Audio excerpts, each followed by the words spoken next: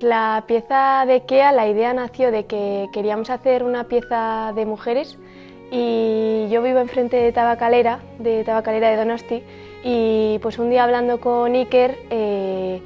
pues se nos ocurrió qué mejor idea que hacer un homenaje a las cigarreras, ya que ahora es un centro cultural, ¿no? Pero pues que nos da mucho ese espacio, y pues ir a ese origen, y aprovechando que queríamos hacer una pieza para mujeres, pues nos vino pues a la mano.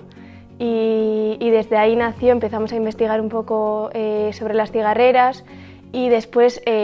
pues decidimos en mantener esa esencia como base de inspiración, y por eso la pieza se llama Kea. Pero es verdad que luego ahora en el proceso de creación pues se ha ampliado a ese homenaje a las mujeres de la industrialización. Orain estena biderei esker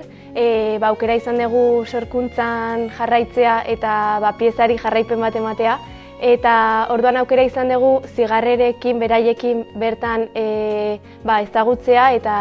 aurkeztea gure ideia, eta estena bidera aurkeztu genuen zatitxo hori erakustea beraiei ere, eta asko poztu ziren egia esan, jakitea beraiei omenaldi bat egiteko pieza hau sortzen ari gerala. Eta orduan orain Estenabideko erresidentziari esker eduki dugu aukera beraien ahotsak ere grabatu eta musikan sartu ahal izateko, eta beraz izaten ari da pieza bat askoz osoagoa, eta benetan guretzako hasieratikan omenaldi bat zenez nahi genuen benetan benetazko historia ezagutu eta kontatzea, ez? Beti errespetutik eta benetazko omenaldi bat izateko. Eta orduan orain aukera izan dugu beraiekin zuzenan hitz egiteko, eta orduan orain lasai gaude esan genezake